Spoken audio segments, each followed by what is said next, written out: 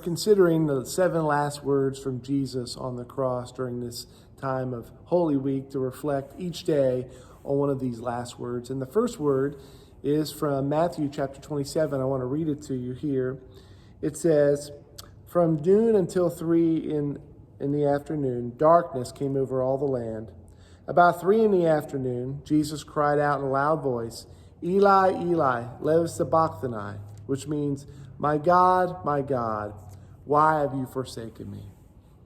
What was going on in this passage? First, on one level, this is certainly an unanswered prayer that Jesus had.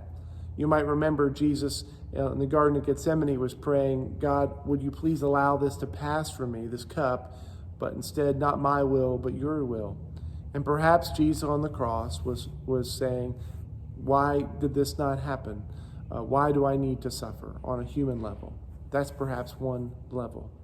The second level, as traditional theologians have thought, is that what is going on is actually the weight of sin. All past, present, and future sin was upon him. And because of that, Jesus felt separation from God that he never experienced in his life. Remember, Jesus committed no sin. And so this was the first time he experienced separation. In his commentary on this passage, N.T. Wright says this, "Part of the whole point of the cross is that the weight of the world's evil really did converge upon Jesus, blotting out the sunlight of God's love as surely as the light of day was blotted out for 3 hours."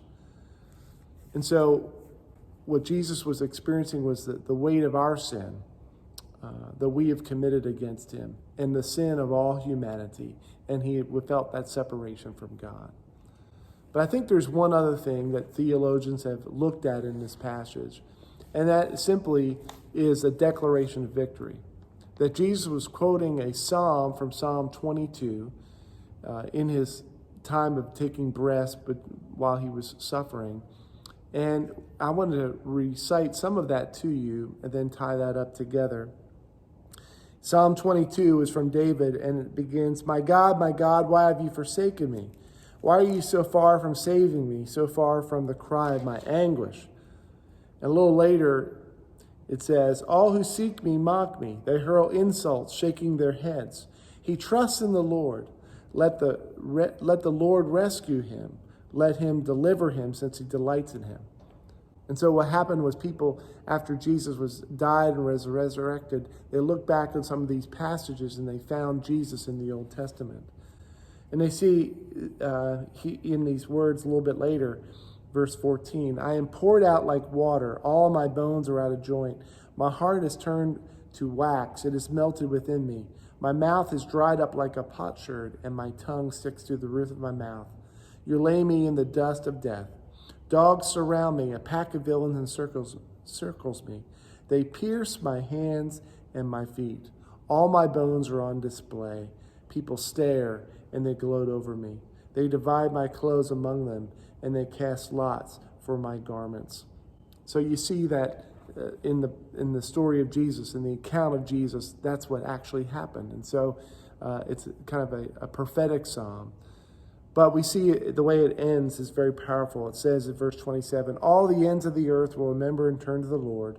All the families of the nations will bow before him." And it says a little bit later, "Prosperity will serve him. Future generations will be told about the Lord. They will proclaim his righteousness, declaring to a people yet unborn, yet he has done it." It's a psalm of victory that goes from dejection to victory. And perhaps what Jesus was doing with the little breath that he had, with a little amount of energy that he could communicate, he was saying, even in the midst of this dejection, this will turn out not only for my deliverance, but for future generations. And because of that, which applies to us, we can be thankful.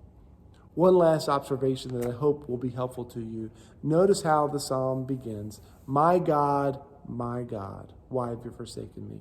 In the height of anguish and pain and suffering, Jesus did not stop declaring that God was not his God. He was my God. And so when we are suffering and in pain, sometimes we feel distance from God. Sometimes we want to refer to him in a different way. But remember, in the height of Jesus' anguish, he said, my God. So if you're feeling sorry or anguish today, just know that Jesus understands your suffering, and he declared him as my God. And so pray to him as your God with a prayer of affirmation, with a prayer of faith that you are still in control, that you will work out for my good the outcome, and I trust in you. God bless you, and I'll see you tomorrow.